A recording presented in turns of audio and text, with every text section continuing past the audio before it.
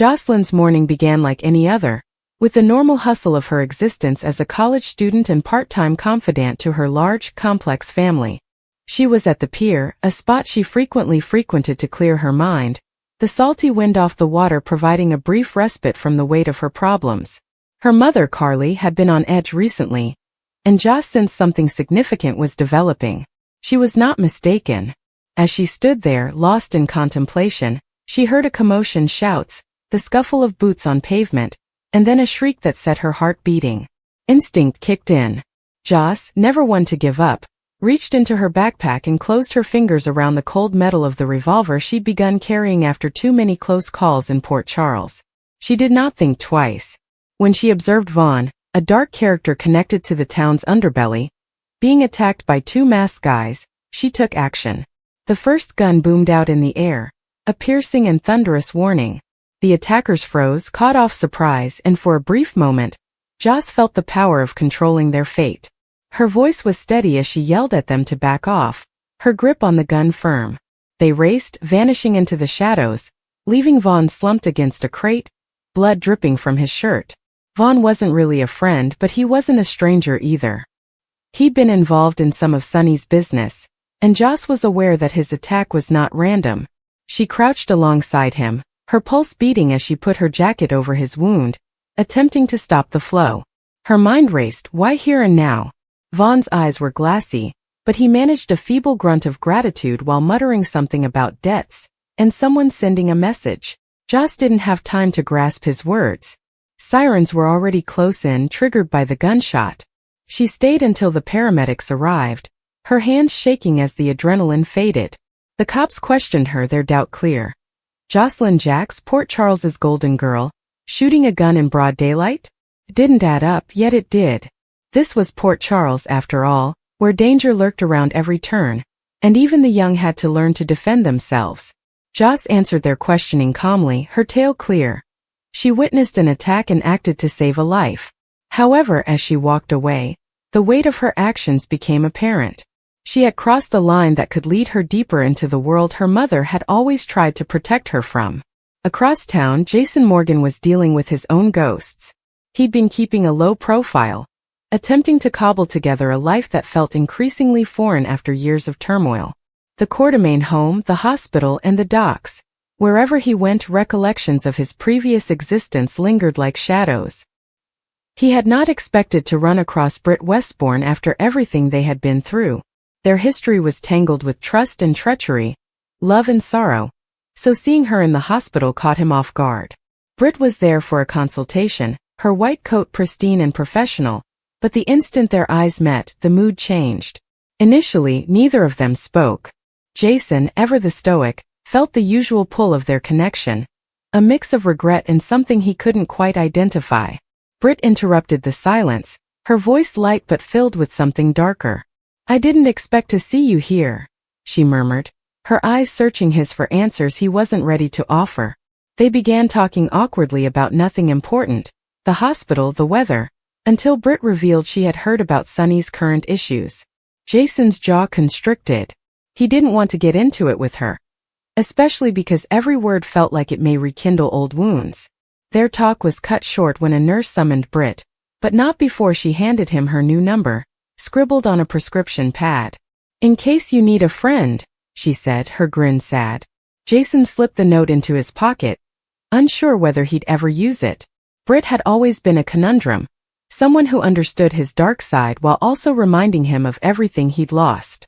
As he left the hospital, his thoughts were no longer on Britt, but on the greater picture. Sonny's empire was on the verge of collapse, and Jason knew he couldn't stay on the sidelines for much longer. The attack on Vaughn, which he would soon learn about, would only serve to reinforce it. Someone was making moves, and Jason's senses told him the worst was still to come. Meanwhile, the Corinthos family was collapsing in ways that nobody could have foreseen. Michael Corinthos, the normally calm son who had inherited his mother's fire but tempered it with his father's practicality, lost it. He'd been holding a grudge against Drew Kane for weeks, ever when rumors began to circulate about Drew's intentions. Drew, the uncle who wasn't actually an uncle, had been establishing himself as a power figure by cozying up to the Quartermains and making moves that felt like betrayal to Michael. It was not simply business, it was personal. Drew had gotten too close to Willow, Michael's wife, and while no one said the word affair, the tension was palpable. Michael had kept his calm, or so he thought, until he saw Drew at Kelly's, smiling with some business associates as if nothing mattered. The altercation began peacefully, with Michael approaching Drew's table and speaking softly yet sharply. "You believe you can just walk into my family's business and act as if you own it," he said, his words cutting through the diner's conversation. Drew's smile faded, but he stood firm, meeting Michael's stare. What followed was a whirl of heated voices, accusations, and most surprisingly, fists. Michael lunged first, his fist connecting squarely on Drew's chin, knocking him back against a table. The diner erupted, with patrons gasping and plates crashing to the floor. Drew fought back, but Michael's wrath was uncontrollable. By the time Bobby and Carly separated them, both guys were bloodied and the damage had been done. Word of the brawl spread like wildfire, with half of Port Charles picking sides before the sun went down. Michael's anger was not solely about Drew. It was about everything: the stress of being a Corinthos, the continual worry of losing what was most important, and the feeling that Willow was slipping away. Carly tried to calm him down later, her voice a mix of fury and fear, but Michael wasn't listening. He stormed off, leaving Carly to deal with the aftermath. Drew, suffering a battered ego and a split lip, declined to seek charges, but he made it obvious that he was not backing down. The Quartermaines gathered behind him while Sonny, embroiled in his own fights, remained silent, a silence that revealed the family's deepening schism. As the day came to an end, Port Charles was left reeling. Jocelyn's actions on the dock had saved a life but led her deeper into a deadly realm. Jason's interaction with Britt rekindled old feelings, reminding him that no one in this town has fully escaped their past. Michael's public tantrum revealed cracks that could tear the Corinthos family apart. Rumors circulated about Vaughn's attackers, who was pulling the strings, and what Michael's next move would be. The town was a powder keg and everyone knew it.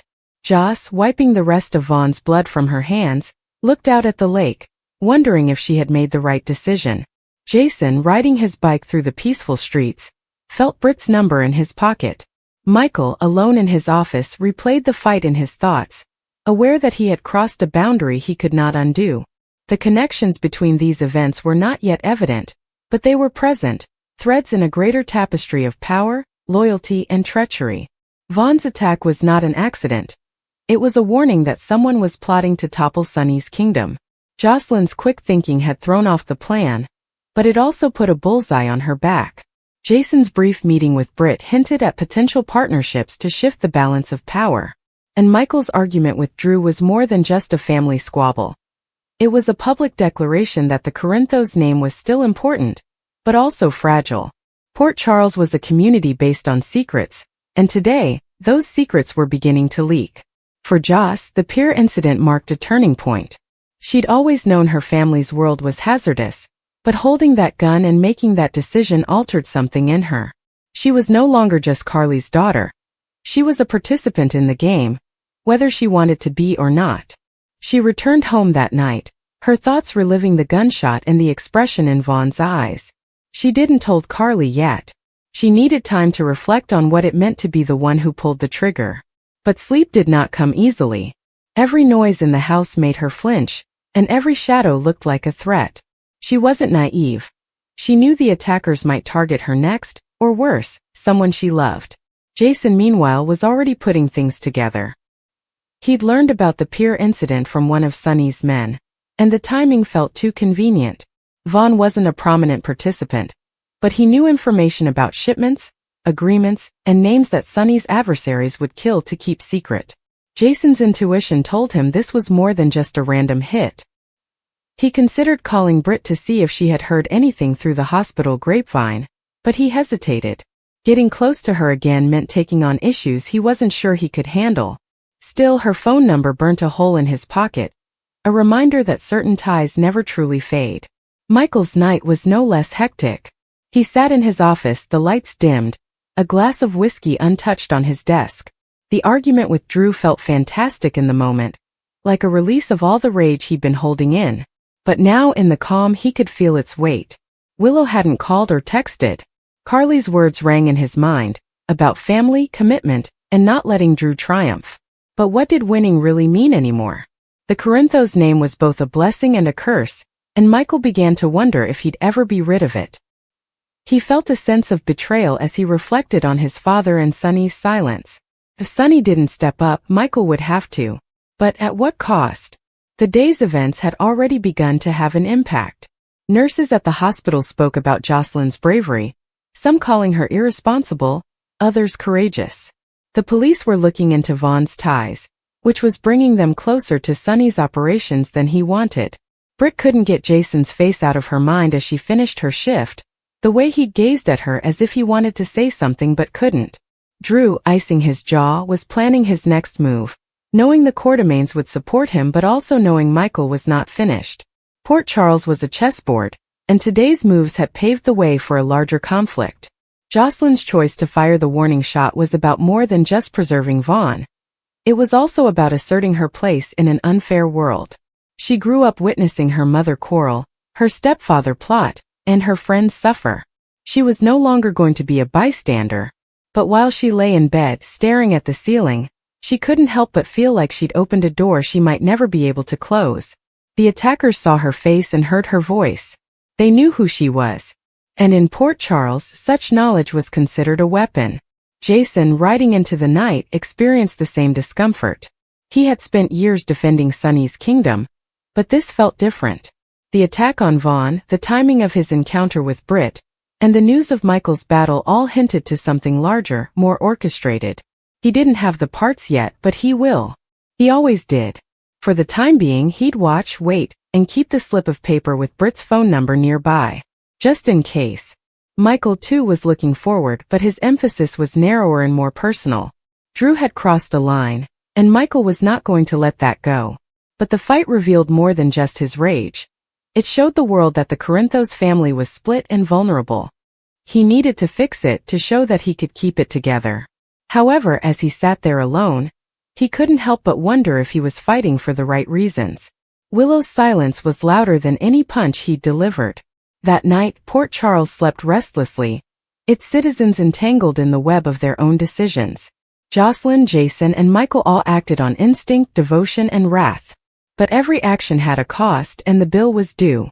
The town was a pressure cooker, and today's events had increased the temperature. Tomorrow would bring fresh conflicts, new secrets, and new opportunities to live or die. For the time being, the night was calm, waiting to see what would happen next. After he leaves, BLQ expresses her sadness for Willow. Dante feels this is because Gio is rejecting her, and he offers they do something about it. They all agree that giving Gio room has made him angrier. He believes they should work through things with him. She argues Dante should be the one to break down the wall because Gio understands why he isn't in his life. She cannot see Gio ever forgiving her. They quarrel about this subject, and she insists that he go to their son and modify his opinion of him. He does not want to accomplish this alone. He offers her his hand and encourages her to try it. They shook on it. At GH, Gannon and Portia are discussing operations when Curtis arrives. She runs up to him, and he offers her to try a special dish from her favorite TV chef. She's overjoyed and kisses him. Gannon shook his head. She returns to Gannon and expresses how devoted they are to working on their marriage. He says that's fantastic, but how does Jordan fit into all of this? She believes that Jordan is not a consideration. He restrains himself from telling her what he observed. Michael arrives and talks with Curtis, who tells him about his shaky ceasefire with Drew. He thanks him for all of his help in getting Portia out of danger. Jordan is blissfully settling into her new condo when Anna arrives with flowers. They discuss interior design. Jordan discusses how much money she's making, and how everything about her profession has amazed her. It was meant to be straightforward. She hasn't seen any indication that Sidwell's business there isn't legitimate. She must live the life she can afford, or he would notice something is wrong. Anna is concerned that if she becomes accustomed to this lifestyle, she will be unable to break free. When Anna leaves, Curtis arrives. Jordan instructs him to check every inch. Donna and Sonny arrive and talk to Gio by the pool. She hopes he would play for her birthday. He pledges to be there, but his violin has broken. She takes off to swim, and Gio promises Sonny that he will be there, even if BLQ and Dante are. His sentiments toward her have not changed. Sunny tells him that he never expected to have a connection with Dante, but they finally did. He's confident they'll be there if he's willing. Drew and Kai are in the Metropolitan Court. The congressman can only focus on moving to Washington. Kai is concerned that Scout will miss the rest of her family. Drew appreciates his kindness, but Alexis wants Scout for herself. He has already lost so much and Scout is his entire world. The best thing they can do is take action right away. The ADA informs Molly that some pricey bathing oils were mailed to her anonymously. She assumes Sunny sent them. Turner explains that he took her to the ER for a sprain, but mailing presents is wrong, and she must ensure that he understands this. Boyle and Laura are mocking each other at the table. Boyle joins Drew at his table after Kai departs.